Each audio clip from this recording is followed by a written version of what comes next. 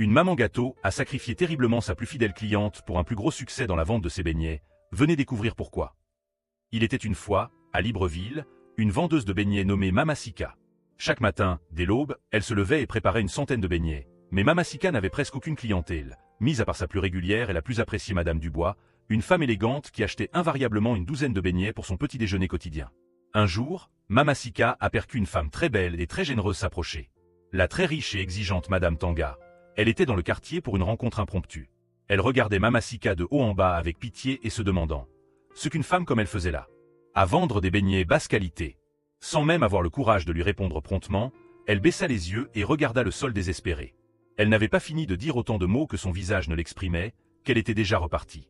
Mamacika, dans son orgueil, ne pouvait pas laisser une femme avec une aussi grande bouche mal parler d'elle comme ceci.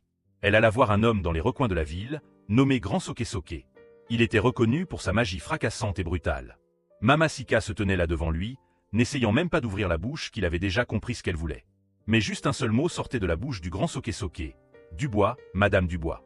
Elle ne voulait même pas poser une question qu'elle comprit déjà ce qu'il fallait faire. Un sacrifice triste et déplorable car elle s'entendait bien avec elle. C'était en quelque sorte sa meilleure amie.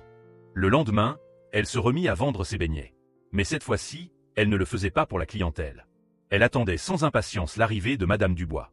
Lorsque celle-ci faisait son apparition pour faire sa commande habituelle, Mamacika la proposa cette fois-ci de venir faire un tour dans sa cuisine, la donnant l'occasion de voir la fabrication de ses beignets. Une fois dans sa cuisine, Mamacika, sans hésitation commit l'impensable et l'irréparable. Le jour d'après, elle voyait ce succès tant recherché de son commerce. Une foule de personnes tous attendent de déguster sa pâtisserie, devant son stand. Mamacika revut de loin la femme qu'il avait manqué de respect il y a de cela déjà plusieurs jours. Mais cette fois-ci, le regard de cette femme avait changé. Mais pas bien, non, mais encore plus noir qu'avant. Le soir quand Mamacika eut fini, elle l'a vu revenir une énième fois, mais cette fois, ce n'était pour mal la parler mais pour l'avertir, en disant « Je connais ce que tu as fait à Madame Dubois, et pourquoi tu l'as fait.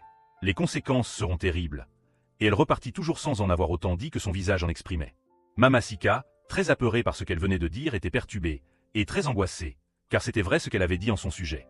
Essayant d'oublier cela, elle se remit dans la vente de ses beignets, les jours passaient et au fur et à mesure, les habitants voyaient Mamacika parler seule, sans rien dire, mal se vêtir, s'isolait plus souvent et la vente de ses beignets se détruisait, plus qu'elle-même en était détruite.